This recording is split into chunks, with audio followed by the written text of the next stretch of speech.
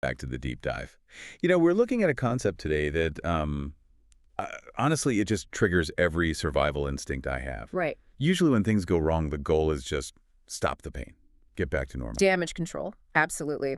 But the sources we're digging into today, Psalm 119, Romans 5, and 1 Peter 4, they propose something completely radical. They really do. They're Mhm. basically saying that our instinct is wrong, that affliction isn't just something to endure, but that it might actually be good for us. It's a huge paradox, isn't it? It completely flips the script. But Yeah. these texts aren't saying we should, enjoy pain for its own sake. No, not at all. Instead, they present hardship as this specific mechanism for growth, something you just can't get any other way. Okay, that's a bold claim, so let's test that.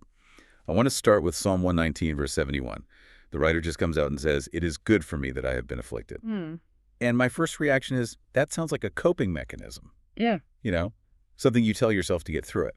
It does sound like you're just rationalizing until you read the very next part of the verse. Which is, It is good for me that I have been afflicted, that I might learn thy statutes. He connects the good to a very specific outcome, learning. so it's about the data you get from it. Exactly. The affliction is framed as a kind of classroom. I mean, think about it. When everything's going smoothly, you're on autopilot. For sure. Comfort breeds complacency. It does. And the argument here is that certain deep truths, these statutes, are basically encrypted. You can't decode them when you're comfortable. The only key is the pressure of affliction. Okay, I can see that. But let's talk about the mechanics, because knowing I'm learning something doesn't make the pain go away. No, it doesn't. And Romans 5 lays out this process that looks, frankly, exhausting. It starts with glorying in tribulations. Right, and that word for tribulation, thalipsis, it's a heavy word. It literally means pressure, like being crushed. It's not just a bad day. So we start with being crushed. Great. And this crushing, it says, worketh patience. Now, I usually think patience is, not losing it in traffic. Yeah, that's not quite it. The Greek word here is hypomono. It means to remain under. To remain under. It's active endurance. It's the athlete holding the weight, the ability to stay under that pressure without breaking. Okay, and this is where it gets fascinating for me. The text says this staying power, this hypomonia, leads to experience. Yeah. But that word feels a little weak. You are so right to pick up on that. The word is dokim. It was a term used in metallurgy. Metallurgy. Yeah.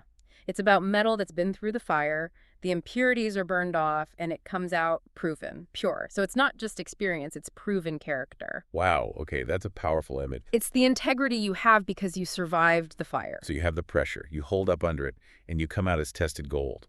And then that proven character produces hope. Yes. And it's not a hope-so kind of hope, it's a certainty. The text says, it maketh not ashamed. It doesn't disappoint. Which turns suffering from a dead end into a manufacturing plant for hope. That's a great way to put it. But let's get practical. Let's say I'm in it. I'm in this ellipsis phase. I'm being crushed. What's the tactical move? What do I actually do? And that's where 1 Peter 4.19 is just so essential. It gives a direct instruction for those suffering according to the will of God. And that is, It says to commit the keeping of their souls to him in well-doing. commit the keeping of their souls. That sounds like a trust fall. It's even more than that. The word for commit is actually a banking term. It means to make a deposit. Like a safe deposit box. Precisely. And notice the title for God right there. A faithful creator. That is an interesting choice. Yeah. Not Father, not Savior, but Creator. Exactly. It's a reminder that he built you, he designed you. If your car breaks down, you take it to the engineer who knows the engine So deposit your soul with the one who knows your stress limits. and who is faithful. But there's that little catch at the end. In well-doing, you don't just stop. Right. You don't curl up in a ball. You keep doing good. You keep moving while your soul is safely deposited. So to wrap up this deep dive, we're moving from affliction as a mistake to affliction as a classroom. We've seen how that crushing weight forges that tested golden character. And that the most rational response isn't to panic, but to make a deposit, to trust our souls to a faithful creator. It really forces you to look at your bad days in a completely different light. It does, and it leaves you with a really provocative question to think about. If tribulation is the specific engine that generates this profound, disappointment-proof hope, Yeah. does a life spent avoiding all difficulty actually rob us of one of the deepest experiences of divine love? That is a heavy thought to end on. Thanks for breaking this all down. We'll see you on the next deep dive.